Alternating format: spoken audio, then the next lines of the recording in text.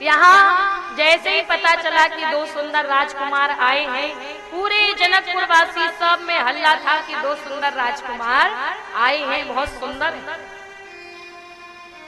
आज जनकपुर वासियों की ये स्थिति का धाई धाम काम सबो त्यागी।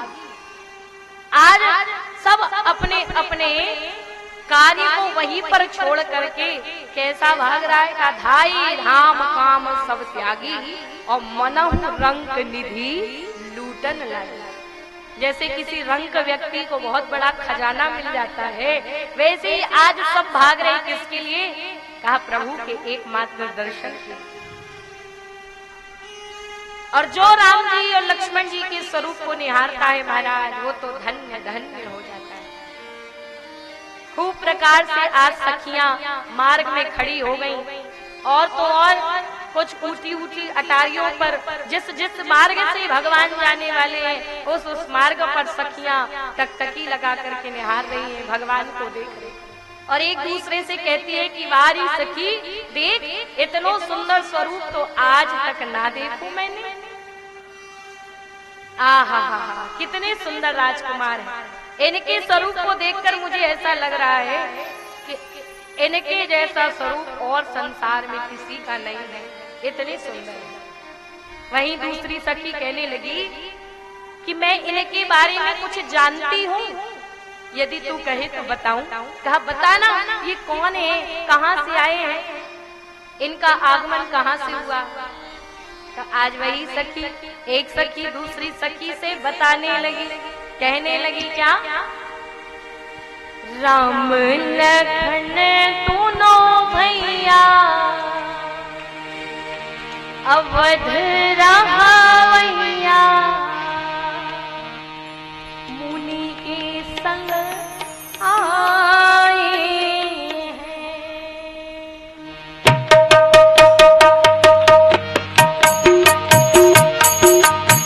मीठी मीठी तालियां बजाते सभी लोग एक साथ। राम लखन दोनों भैया अवध रहावैया, मुनि के संग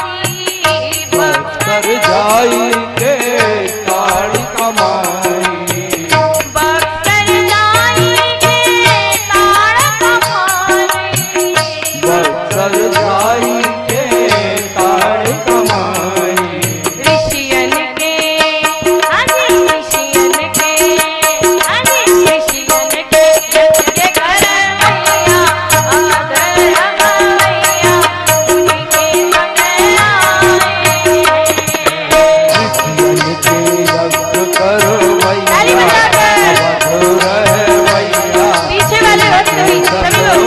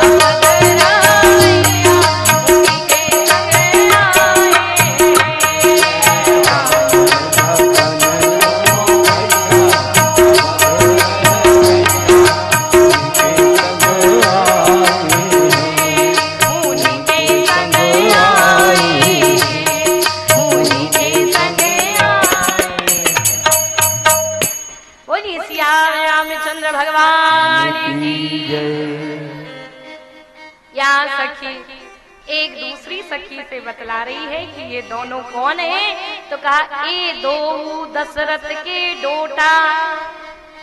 ये दोनों कौन है? कहा ये दशरथ जी के पुत्र हैं।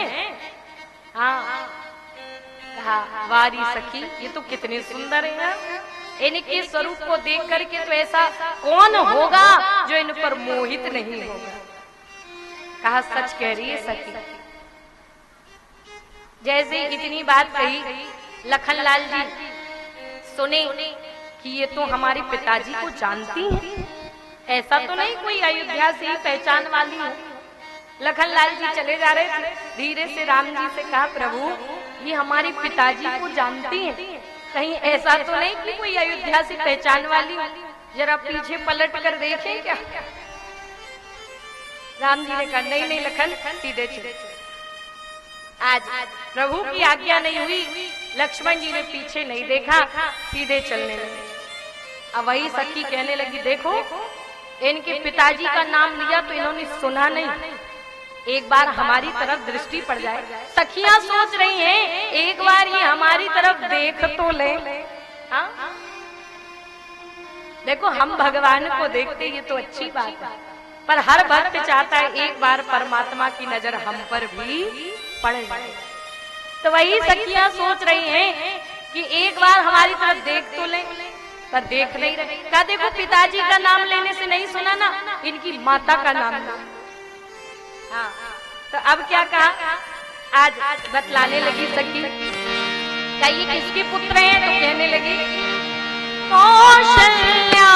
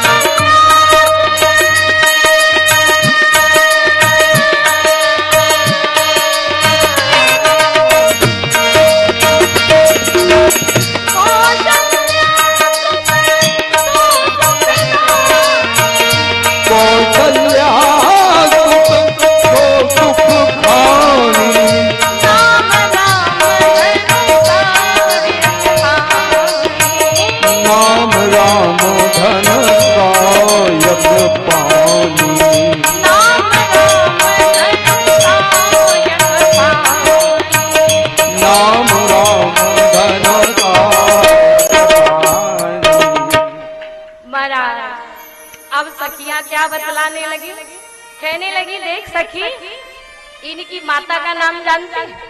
कहा कौशल्या सुत सो सुख खानी। इनकी माता का नाम कौशल्या है। ये जो आगे आगे चल रहे हैं ना, ये सांवले सांवले से, कहा इनका नाम है राम और इनकी माता का नाम है कौशल्या जी। जैसे इतनी बात कही, लक्ष्मण जी चले जा रहे थे। जैसे ही लखनलाल जी ने सुना तो मन में विचार आया, अरे ये तो हमारी भैया को, हमारी माता को भी जानती। फिर धीरे से भगवान कहे, लखनलाल जी ने कहा प्रभु ये आपको जानती है, कौशल्या जी को भी जानती है, पक्का कोई अयोध्या से पहचान वाली। पीछे पलट कर देखे क्या? भगवान ने कहा नहीं नहीं लखन जी सीधे चलिए। भगवान ने आज्ञा नहीं दी। लखनलाल जी ने कहा ठीक है प्रभु सीधे सीधे चले। थोड़े और आगे बढ़े। सखियों ने कहा ये तो हमारी तरफ देख ही नहीं रहे। अब सखियां कहने लगी देखो वो आगे जो सांवले सांवले है ना वो नहीं सुन रहे, लेकिन ये पीछे जो गोरे गोरे है ना ये जरूर सुन लेंगे। इनके बारे में बताओ ये कौन है? तो आज लखनलाल जी के बारे में कहा ये पीछे पीछे जो चल रहे हैं, जो गोरे गोरे से हैं, ये कौन है? कहा लक्ष्मण नाम राम लघु भ्राता और सुनु सखिता सुमित्रा माता। सुनो सखी, ये जो पीछे चल रहे हैं गोरे गोरे हैं, इनका नाम है लक्ष्मण, ये राम जी के छोटे भैया हैं और इनकी माता का नाम है सुमित्रा। अब तो लखनलाल जी भगवान से कहने लगे प्रभु ये तो हमको भी जानते हैं, हमारी माता को भी जानती है, एक बार पलट कर दे। भगवान ने अनुमति नहीं दी। कहा लखनलाल जी सीधे चलो, ये तो बड़ी दिव्य भूमि है, मिथिला की पावन भूमि, यहाँ भक्ति का नित्य निवास है, इसलिए आगे बढ़ते चलो। भगवान सबके मन की जान रहे हैं, सब चाहते हैं कि एक बार भगवान हमारी ओर देखें। सखियां कहने लगी कितना अच्छा हो यदि राम जी यहाँ पर हमारी सिया जी के संग में विवाह कर ले तो। हाँ? तो आगे जो सखियां थी वो कहने लगी इससे फायदा क्या होगा? कहा देख इतने सुंदर स्वरूप है इन राम जी का, यदि इनका विवाह हमारी जानकी जी के साथ हो जाए तो फिर ये जो मिथिला नगरी है ये इनकी ससुराल हो जाएगी, और जब जब ये ससुराल में आते रहेंगे तो हमको तो मुफ्त में दर्शन होते रहेंगे। कितनी बढ़िया चीज। फिर वहीं खड़ी थी और सखियां कहने लगी तू जानती है ऐसा कैसे हो जाएगा? क्या तूने जनक जी की प्रतिज्ञा नहीं सुनी? जनक जी ने प्रतिज्ञा ली है कि जो शिव जी का कठोर धनुष तोड़ेगा उसी के गले में सिया जी वरमाला डालेंगे। शिव जी का कठोर धनुष देख और ये राम जी को देख कितनी सुकुमार है, कितनी सुकोमल है, क्या इनसे शिव जी का कठोर धनुष टूटेगा? वहीं और सखियां थी, उन्हीं में से एक सखी कहने लगी देख इनकी शरीर पर मत जा, ये दिखने में सुकुमार है, सुकोमल है, लेकिन इनके चरण कमलों की धूली से एक पत्थर स्त्री में परिवर्तित हो। सोच इनके चरण कमलों की धूली का इतना प्रताप है तो इनका कितना प्रताप होगा। ये तो धनुष क्षणभंग क्षण में तोड़ देंगे। आज इस तरह से सखियां वार्तालाप करती रही।